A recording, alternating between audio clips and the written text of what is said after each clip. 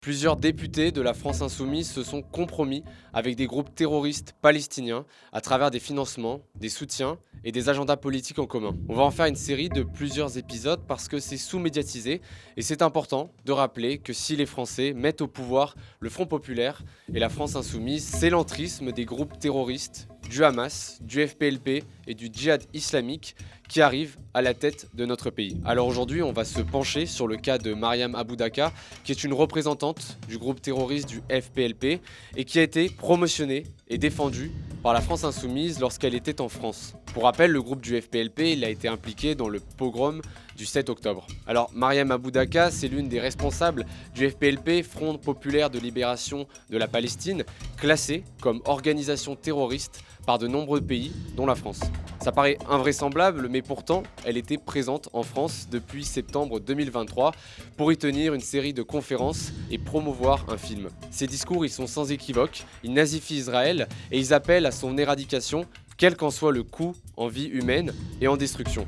À ce moment-là, lorsqu'elle est en France en septembre 2023, plusieurs élus insoumis et de gauche l'ont accueillie dans leur ville tout en connaissant ses discours pro-terroristes. Mais après le pogrom du 7 octobre en Israël, la présence de Myriam Abou Dacca sur le territoire français fait scandale. Résultat, la France entame une procédure d'expulsion contre cette membre du FPLP. Une expulsion à laquelle s'est notamment opposée l'association d'extrême gauche de l'UJFP devant le Conseil d'État, mais aussi plusieurs membres de la LFI qui ont fait pression à grand renfort de communication indignée et de photos via leurs réseaux sociaux comme Thomas Porte ou Sébastien Delogu.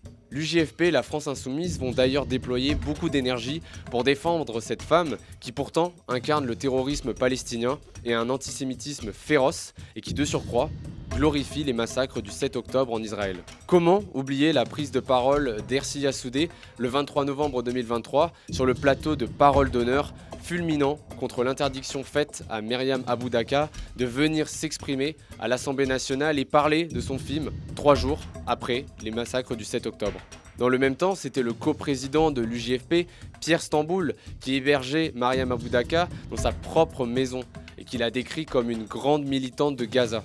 Cependant, sur décision du tribunal administratif validée par le Conseil d'État, Myriam Abou Dacca sera emmenée par les forces de police le 7 octobre 2023, assignée à résidence pour enfin être expulsée en Égypte au début du mois de novembre 2023. L'UJFP publiera une interview d'elle sur son site le 25 novembre 2023 après son expulsion où elle déclare « Depuis 25 ans et la catastrophe qu'est la création d'Israël, notre peuple reste vivant. Nous donnons et continuerons encore à fournir énormément de sacrifices et nous obtiendrons la libération tôt ou tard. » La LFI, qui affichait déjà sa défense de Myriam Abou Dacca, participe à l'agenda du FPLP qui incite les peuples à se soulever pour la libération de la Palestine et à faire de nouveaux massacres.